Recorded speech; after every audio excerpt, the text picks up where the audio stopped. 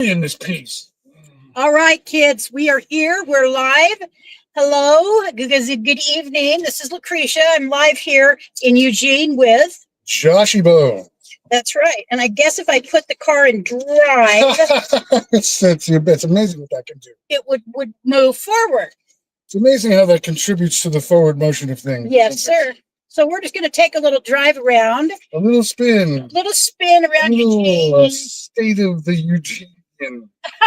The state of the Eugenian. Yeah. Yeah. And probably should have called it that, but I didn't think of that till just now. Damn it, John. Because I have to process the food. I haven't eaten. You haven't eaten? I just had my first food of the day, and it's like midnight. So you know. I tipped you over the edge there for a minute. What is that? A golf store? What's Valley Sims? What the heck with a golf? What is that? Like a. Look at Super Taco flashing in the night. Open. Where's Super Taco? Next to Valley Sims, right here. Oh. Are you seeing this? Like, what's Valley Sims? What is Sims? It's open. The TV screen is on. I do. What is that all about? It makes me want to check it out. It's weird. What is Valley Sims? I think I'm just gonna have to drive into that parking lot. What is that all about? And with the weird golf sign. If there's golf stuff on the screen, it must be some kind of golf store. Or a play. I mean. Yeah, is it like simulated golf? Oh, Josh, you just is that what this you just talked it through. Well, golf simulation place. Really? Right next door, Richard's. So you get your tacos and you get fire up a little fake golf? Yep. Really? Jimmy just run in there and go, I want real golf, goddammit. You really just like run in there and like start carrying on. Where's the real golf? Where's the real golf? I want my real golf. And there's a gambling. What's Richard's? Richard's is another kind of. It is gambling. Gambling. What is going on over here? Look, there's people in there. Yep. And they look like they're eating. They're eating. What is this all about? What is this all about? Let's see. Valley Sims. What? It's got to be golf because there's golf clubs hanging on the wall. You see? Yes. It's kind of like a place where you would go. You know how you go to pool hall. This is the modern day pool hall. Really? For golfers. Oh, he's got gloves on. Look, he's got a golf glove. Wow, he takes this. This is nuts. So, is there a driving range upstairs? Am I missing something? This is unbelievable. I don't think we just discovered this. I never saw this. This is simulated, before. Josh. This is weird. Look, he's showing his swing. They both have golf gloves on. This is nuts, dude. Okay, well, we just figured out a business here. I'm gonna have to tell. That's trippy. I wonder if my grandnephews know about that. And then there's Super Taco. All right, so I know of a new business in town. New businesses. New businesses, yes, sir. Oh, here's Kelly. Kaylee. Hi, Kaylee. How are you tonight? Hello, Kelly. So we just discovered a new business, if you didn't already hear, simulated golf. And by the way, how high are you in snow up to your eyeballs? Eyeballs. New Horizons searching. All right. I have never heard of a simulated golf place. Like, I mean, we know about putt-putt golf, like we have miniature golf. I love miniature golf. Oh, when we were kids, we went to that all the time. Yes. In fact, it's funny because Kaylee, she's the one that's from Long Island, right? Am I got the right people here? Yep. All right. If she remembers Farmingdale Adventurers Inn, she remembers that it had mini golf, that it had a whole mini golf aspect to it back in those days. The world was just better in those days. I don't know. I agree. The analog world is better, if you ask me. I'm going to agree with you. Must be one of these old get off my lawn people because I'm like, you are. Damn. You and Richard both. Get off my lawn. New Horizons says it's 85 in Florida and it's nice, deep in sunshine. I think here it's about 45. It was 48 when we left. Oh, 48 when we left. Yeah, so it's nice. And there's a homeless person and very cold. Luck Yon Restaurant. Gourmet Cantonese. Well, gourmet Chinese. Wow. Tie-in? How do you say the street? Tie-in? Tie-in. Tie-in. That's a tie-in. That's where DMV is. Oh, wow. Really? So I've been there. I just didn't know. Yeah. Okay, wow. We're hopping out here tonight. Hopping on a Wednesday night. Hopping. This would be kind of like the south, the middle south middle of town, middle east west end. This is where it all goes I say down. we just make a U-turn and go to the coast, but then Yeah, let's do that. Yeah. Gas. I'm down for that. Anywhere you want to go. So yes, our title today, we're not trying to be too partisan. We're just trying to expose the realities. We're trying to expose the lies behind the truth, behind the lies, behind the truth, behind the lies, behind the truth. Because you gotta go deeper. We're not drilling deep enough. People are not drilling deep enough. They're surface, and I would like to talk about how the sports thing is very powerful. I think. Yeah. I think because you can put it in terms that people analogy, like sort of understand that they could, because they see, even if you're not a sports fan, right? right? Even if you're miles in transit and you're doing your San Francisco video, and the bus goes by Chase Center, and he can't remember the name of the team.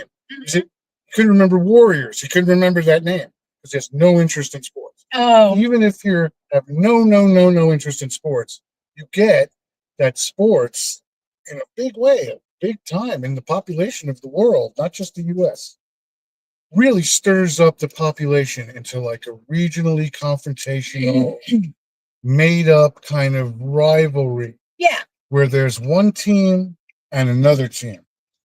And it's really easy to promote the fiction that when one team, like I was saying, just for example, when the Pittsburgh Steelers play the Oakland Raiders, that the Pittsburgh Steelers or the Oakland Raiders wins the game.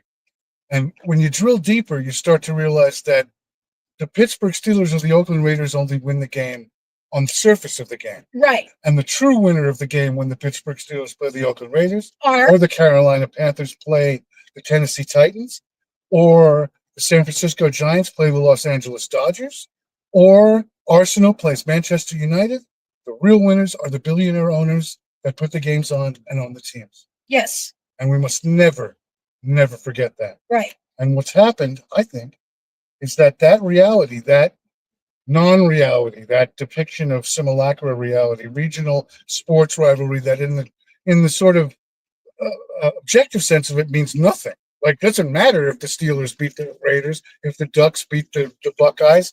Our lives are not going to materially change in any kind of visceral, impactful way because of that happening. When that happens, that's not who's winning. Who's winning is the people who own it. Yeah. And what I'm talking about is that idea has been superimposed by very powerful, very sinister, very dark forces onto politics in our country. And what's happened is that it's become like a meaningless simulacra. There's the blue team and the red team, and it's interchangeable. And as long as and it seems like the blue team only sees the blue team's playbook in their social media feed, and the red team only sees the red team's feed. And no one ever stops and says, hey, who's winning this game no matter what the teams are or appear to be? And no matter who's manufacturing the perception that there's some kind of rivalry or opposition going. And what you saw last night when Girlfriend comes on to give the Democratic response to the State of the Union and prefaces it, I couldn't believe it, prefaces it by lauding her service in the CIA that preceded her congressional term, right?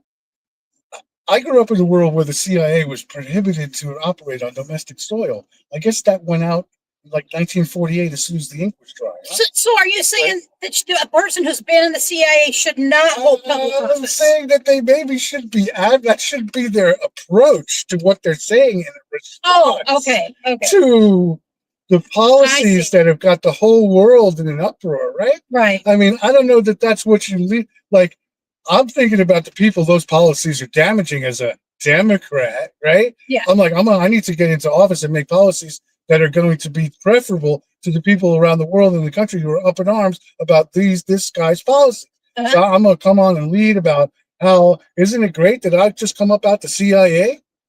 Yeah. I hate to tell you, honey, but your entire political process is put on by intelligence.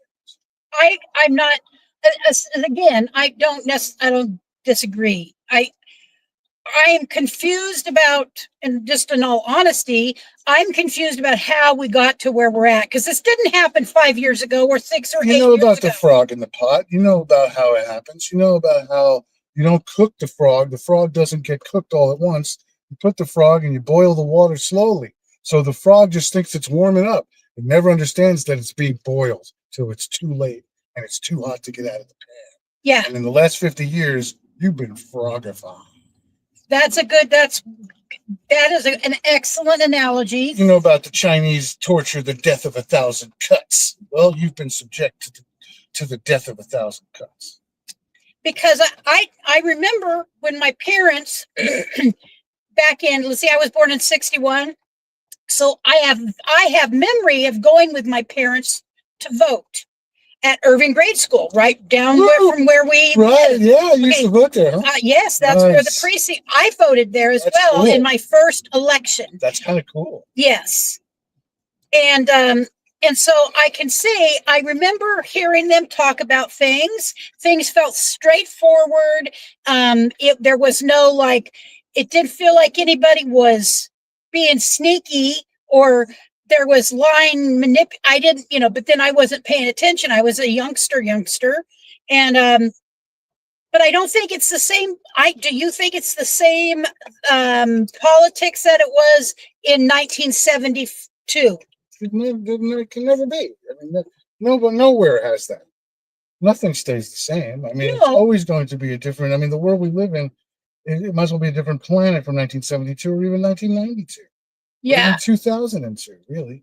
So you're not going to, things are not static. No one is imagining that things will remain static and we'll be in this comfort zone of things we were used to, that we grew up with, that will always remain static and the same. No one is expecting or feeling entitled to that. I'm certainly not. Mm-hmm. What you're saying is that the timbre and the timbre, the tonality, if you will, of what passes for our politics has definitely changed.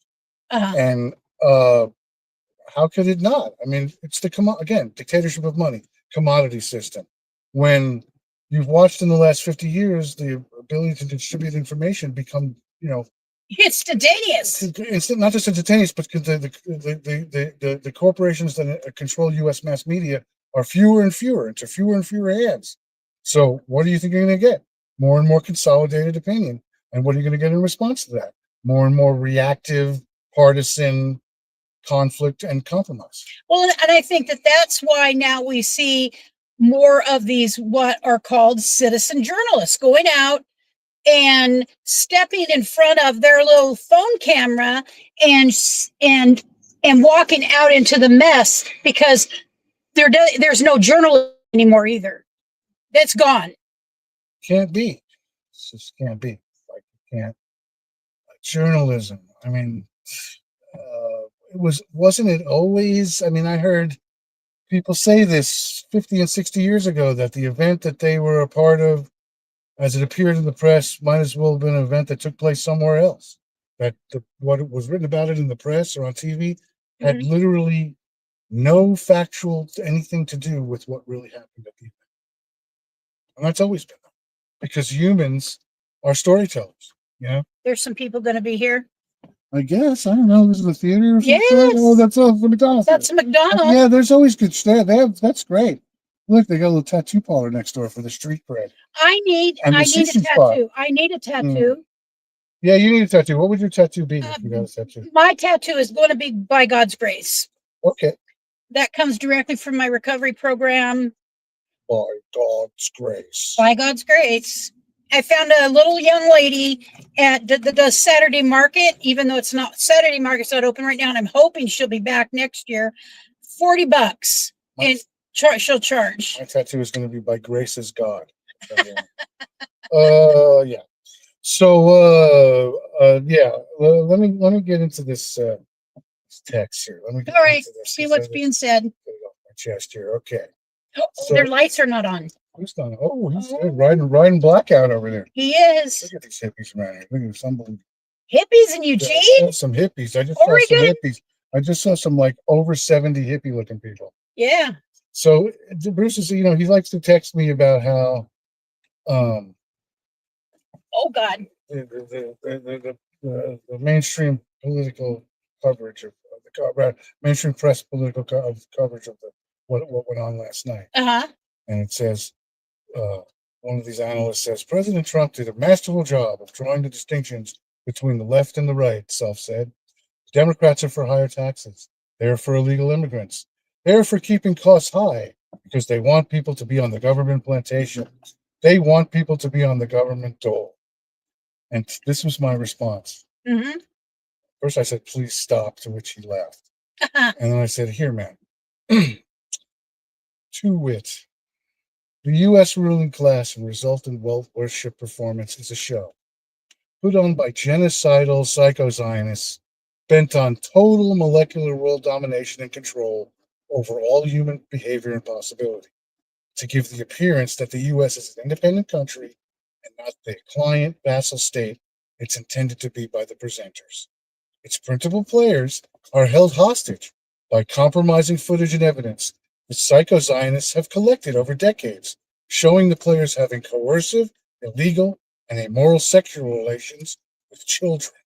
Any appearance of meaningful difference between the partisan parties is purely performative and is implemented to keep the masses subjugated by this paradigm at each other's throats, whilst the players and the psycho-Zionists laugh, frolic, and debauch themselves amidst the unconscionable, obscene wealth this process generates for themselves, even as they claim the masses they exploit are themselves debaucherous and evil. There, I fixed it for you. Now, please, don't ever text me about this crap that passes for politics again until you're able to substantiate a critique beyond that of a complicit kindergartner. Thank you for your attention to this matter. Mm-hmm.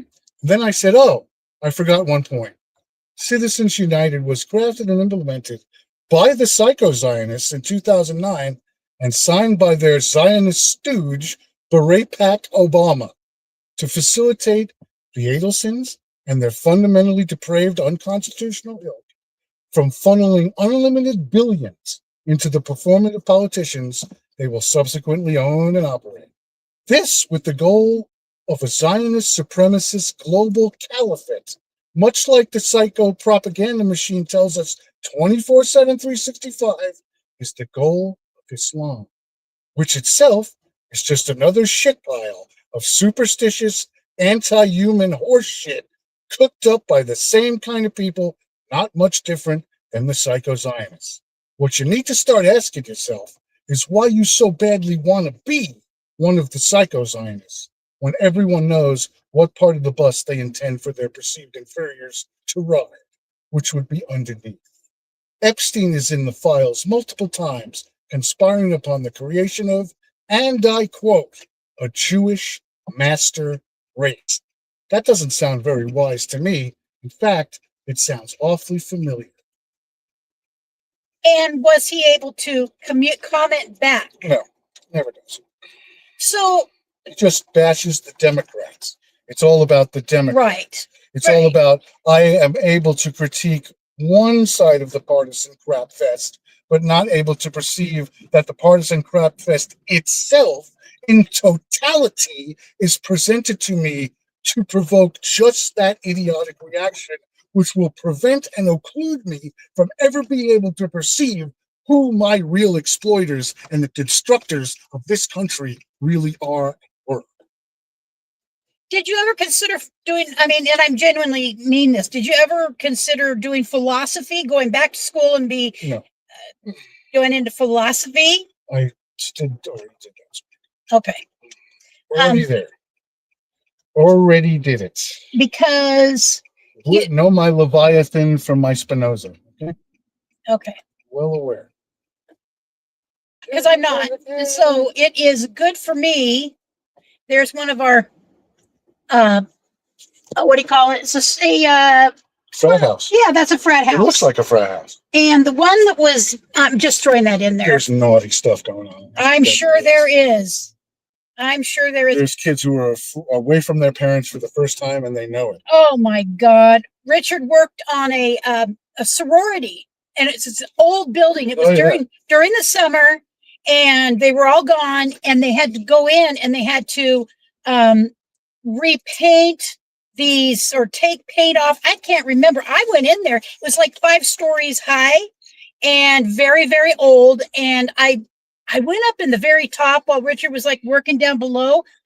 It really scared me. It was a scary place. I know there was ghosts in there, but imagine the debaucheries. yes, That's a sorority. Imagine the fraternities, the guys. Oh yes.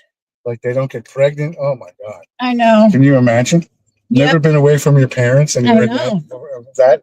I watched the thing the other day that was like, it's viral. It was a big thing. Maybe you saw it. You know, it was a frat house and they were hazing these kids, which was illegal. It was in Texas. And the cops came and found these kids in the basement being hazed, standing in like 2 feet of water. Yes. It was so crazy. I couldn't even believe it. And the cops were like, you're going to tell me what the hell's happening. Because, I mean, you got to look at it from my perspective. I just came into this. What the F is going on here? Man? Right. Like, and that goes on. That stuff goes on, man. Yes. Yes. Oh my God. That, it's, and they get humiliated and yeah, that's what I'm saying. Did you see that footage? Did you know what I'm talking about? Did you see that? I didn't see it. I heard I watched it. I watched the body cam footage of it because it came in my feed. Uh-huh. Yeah. You were right and said she's, or I don't know if it's she, but they seen it and it was horrible. Yeah. It's they saw it. Yeah, I watched the whole thing. And the cops were like incredulous. The cops, they see a lot of crazy stuff. You know, they're cops, right? It's Texas. They probably see some wild stuff, you know? And even the cops were like, I don't believe what I just saw. Like, how am I going to explain this to the kids at home? I know. Like, okay, honey. Oh, hi, honey. How was work? Oh, yeah, it was great. We went in that, you know, that big house over there on Lincoln, at the frat house, right? Oh, yeah, we went in there. There was a call, and we went in the basement, and there was like 25 naked kids standing in the fucking basement. We were in 2 feet of water, being hazed in a fraternity. Like, what do you say to that? Like, what? I don't even know what. Hold on 1 second. This is MacArthur Court on the University of Oregon campus. I saw Elvis here when I was 15. Right. 15 years old. Right. Okay. There's another show that was MacArthur Court. Who was it? Damn it. I saw it, and it was describing the show that someone saw at MacArthur Court in 1978. Because that used to be the place. Yeah, no, it was the big venue. I know. But what was I can't remember who they saw there at MacArthur Court. I can't remember. I miss school so much, right? I mean, I love driving up here because I miss being on this campus. Even though I was 50 years old, I loved being. Oh, it's great. No, you must have had a blast. I did. And this is such a great university. Like, it's such a, you know? Yep. Like, you could do worse for a university than this. Oh, I know. It was, you know, I was the oldest person here in my. Oh, wow, really? In my program. I was Family and Human Services, and I was the oldest person in it. There was only 2 other people close to me. Wow, look at all these young people living their young lives. I know it. Future. I wish I could start over so bad. Knowing what we know now. Yes. Anybody in the house, if you could start over and do things again, not even if they would turn out differently, but just do them again, tell me you wouldn't take the opportunity to tweak it just a little. Right. I mean, there's a few things I would tweak. Yeah, you always hear people say, oh, no, I wouldn't change anything. I did it my way, right? Like they're like that. And you're like, come on, you would change something. Like, yes. Come on. You really? know. They're always saying that. You always hear people, no, I did it my way. It was the greatest life and I would never change. I have no regrets. Oh my God. I couldn't do, I had no life. Because I was at the peak of my addiction when I was in my late teens, early 20s. I could have never went to school. Right, I could barely see in front of myself. You went to Tequila University. I went to Tequila University. And you have a big degree hanging on. I have a big degree, 31-year degree. Hey, yes. You know what's funky? Check this out. You're going to love this. Dig this. Your sobriety birthday is 36 on 2/14, right? Yes. Is that right? Yes. Okay. Today is sobriety birthday 36. And that's the hangout hall right there. That's where you would just go. Yeah, everybody there's all kids in there. Look at that. Yes. Who knows what's going on? There's Starbucks. I see a Starbucks. Yeah, in there. There's all kinds of stuff going on. It's like a student union kind of scene. I love it here. Yeah, no, I had a good time. Fun. It's a lot of fun. It's like memories. So yeah, today is the 36th sobriety birthday of the bass player. You like that? The bass player of the Jefferson Airplane. Oh, really? Jack Cassidy. But you say 36 years? Yes, 1990 Wow. today. So he's almost the same sobriety birthday as you. And he was online today. He celebrated his sobriety birthday with a bicycle ride, 30 miles, 60 miles total from Palos Verdes Wow. all the way up the LA coast back down. Wow. And he's like 80 years old and he can do that. Yeah, that's really cool to be able to do that. Yeah, so that today is his sobriety birthday. And I noticed that because I know it was yours. So it's like same month. February 1990, they were just getting off the sauce. Yep, isn't that amazing? Well, that's when I should actually have 42 years sober, but I got sober before I had Brent, Your birthday is right after he's born, 3 weeks. So you have just a little sober. overlap. I was sober for several years. I decided I didn't want to have him until I had some sobriety under my belt because I didn't think being a parent was going to be the easiest job in the world. And so I didn't think it would be fair to do to him what would happen if I was drinking. So I got sober. It's going to happen anyway because of Dad. Yeah. I got sober and stayed sober for 12 years until he was actually 5 years old. He was 5 years old. I relapsed for 6 months. What, in 1995? Yes, that's when my relapse was. Wow. I had been sober for 12 years, and then I relapsed for 6 months, and then I'm sober for 31 years. I should have 43 actually instead of, Anyways, it doesn't matter. It's all numbers, yeah. I'm sober today. As long as you're not sloshing around with a big bottle of tequila in the back seat right now. That's right. It's about now, really. Yep, it is always about now. But back to yesterday. So yesterday was a big day, and because it always is. Well, it's big for the performance of the country. The performance, you put it, is perfect. Like the spotlights are in the sky. It's like Oscar night. Yes, Oscar night for the politicians. Yeah, a little bit. And I am a centrist moderate. I am not party. I don't have a party, but I am a conservative. Yeah, but you have grown up in a world 60-something years where the center has been defined to you for you in a way that you forget that the center of now is the extreme right wing of 30 years ago. See, I didn't know that. You need to know that. Yeah, it's important to know that. You need to discuss the Overton window. Anyone who's talking about anything in this realm has to be talking about, the Overton window is James Overton, political scientist in the 1940s. You understand what he created? The Overton window. The Overton window is the frame, left and right, top and bottom, of permissible political discourse the media apparatus of the country allows. And it's defined largely by mass media, as we don't live in the border town. We don't see who's coming over the border in real 3 dimensions. We rely on media to tell us what's happening. So that those things that take place in 3 dimensions no longer take place in 3 dimensions. And the Overton windows basically speculates or postulates. This is nice, by the way. I like the soccer field. They're playing lacrosse. Yeah, this is cool. This is very cool. This night lacrosse. Yep. It's great that they have this for kids. This is so great. Yep.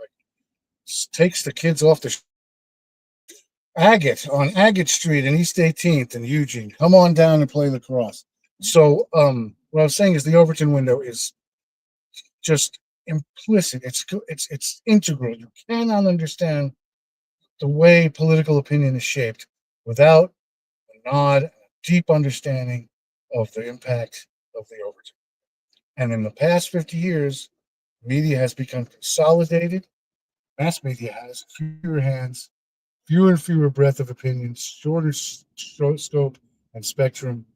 And what you have is essentially, What's the bottom line of the Overton window?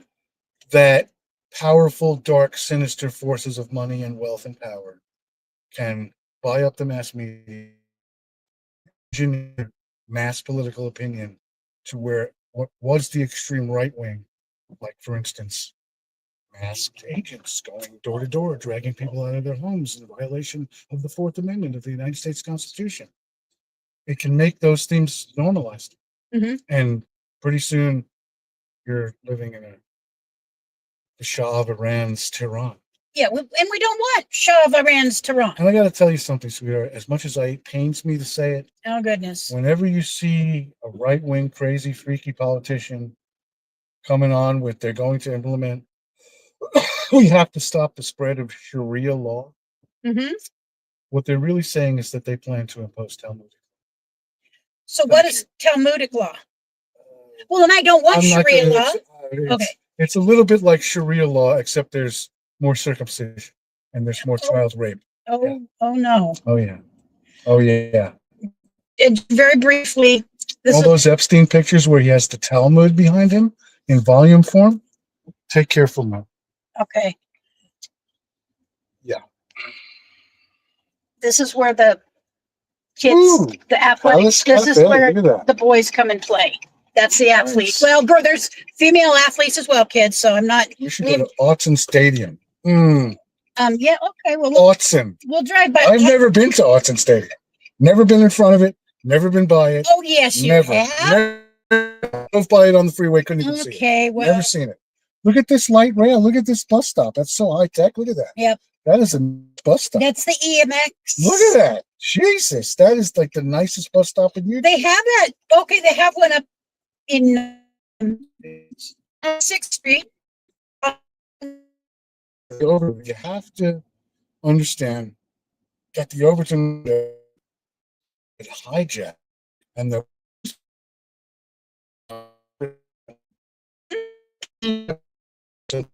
enter was not acceptable now, would have never been normalized back then. And that's because the Overton window has been intentionally and subtly shifted to where the far right, to where, look at the Democrats, man, this stream is titled Sympathy for the Devil. I mean, the Democrats, right? So pleased to meet you. Hope you guessed my name. Mm-hmm. What has happened to the Democrats, Overton window wise, in the last 40 years? That you have Democrats who run as Democrats like Fetterman, like Pelosi, like whoever else, who are to the ostensible right of Dwight David Eisenhower. I'm going to grab me. Do you feel it? Yeah. I'm going to run it. I'm not going to go in. They must have a drive-through. Demonstrable right. The demonstrable right of Eisenhower. And those are supposed to be Democrats? The whole thing has shifted to where you have right wing and further right wing. Mm-hmm. And you have good cop and bad cop. Good cop Democrats, bad cop Republicans, all paid by the same guy. All paid by the same Adelson. Hi, what can I serve for you? Hi. I would like a small white chocolate mocha breve. All right, anything else? Would you like anything? I got a coffee. Okay. Nope, that's it. All right, thank you. Yeah, I got myself a coffee. This is hardcore U of O down here. It's just like, yeah, this is right across the street from us. Looks Is like there's money here. That's the basketball. Look like fool's got some money over here. That is Night Arena. Yeah, this is a very nice. It's a lovely. You're so lucky to have gone to school here. This is a beautiful place. It's a standard setting university environment. That is, well, we have a brand new science university here that, speak of. New Horizon says, I believe there should be a term limit on everyone in office. Yes. Not just term limit, but absolutely public funded elections. No more foreign, no more corporate, no more big fat cat money in the political process. We should be like the Baha'i. You know what the Baha'i faith is about? When the Baha'i people, you know what that is? Yeah, well, yes. When they have an election, what do? Everybody's on the ballot. And if you don't want to run, you don't campaign. Oh. Dig it. That's democracy, Jack. That's a form of democracy, yes. Well, it's a form of democracy that doesn't just automatically make the playing field so that the richest and most connected just own the whole, not just win every time, but own the whole process, the whole future that the process will generate, the whole 360 galaxy of it. Yes, because as you and I were discussing earlier, my son, your husband, would love to be. Yeah, we were discussing this when we were politics. eating our Burger King. That basically he wants to run for office for state senate of the state of Oregon. A noble, valid aspiration for anyone, right? Am I right? Everyone should have that available to them, right? If we aspire to be a democratic country, right, or with democratic values. I don't mean Democrat like the Democratic Party. Good, how's I it mean going like for you? that values democracy and constitutional representation. Yeah. Really? Okay, now do I just tap it? Yeah. Oh, there we go. See, Area this is for that coffee. old new stuff that I'm not as used to yet. Yeah. Thank you. I'm clearing this You area. too. $1 tip for a $6 drink, but that's all right. You She's want to put it in your spot there? I think your yeah, spot. just a second. She's trying to get through school, No, it's little. It's you could have just made her day. Just that dollar can make someone's day when they're having a bad one. So yes, the Overton window it's implicit. You cannot make an analysis. You can't make a substantive, valid critique of what has happened without that. Mhm. You can't make a valid critique without understanding that just you could pull a million policies to specify it. Bill Clinton's workfare. Again, you're making what were once these policies that were designed to make a social safety net into conditionality.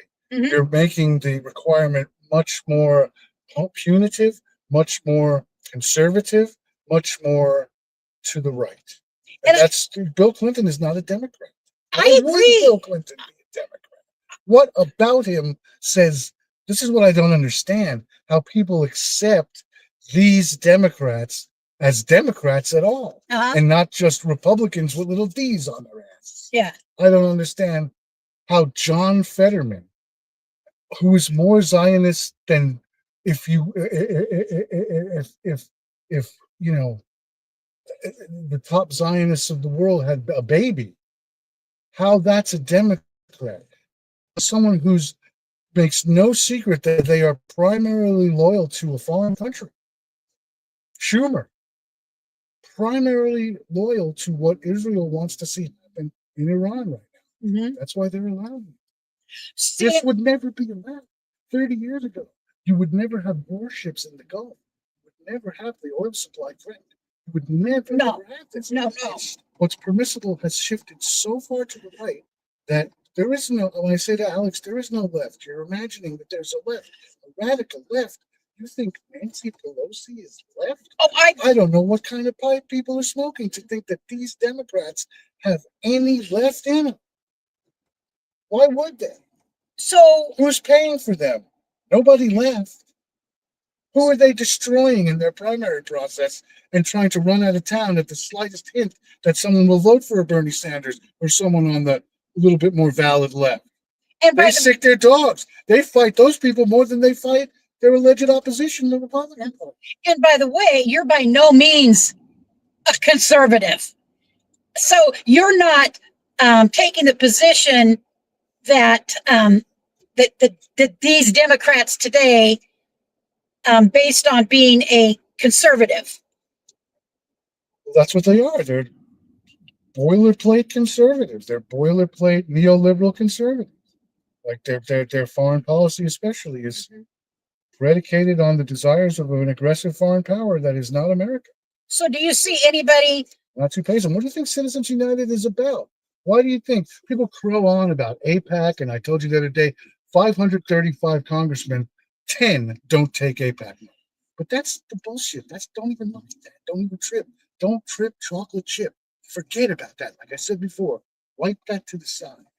And understand that Citizens United was planned and implemented by these very same people so that they could funnel billions and billions and billions into the people they will later own and operate, and never have to tell you a single penny who gave what to, because then they can control it, and you'll never have the vessel, you'll never have the hope of the hope of the hope of the accountability of knowing who's paying for your. And by the way, And the whole AIPAC thing is just a monkey. It's just a chimera, a distraction. to make you go, they're all taking the AIPAC money, they're in the slaves of Israel. That's true, but it's the citizen united aspect, the part of the iceberg that's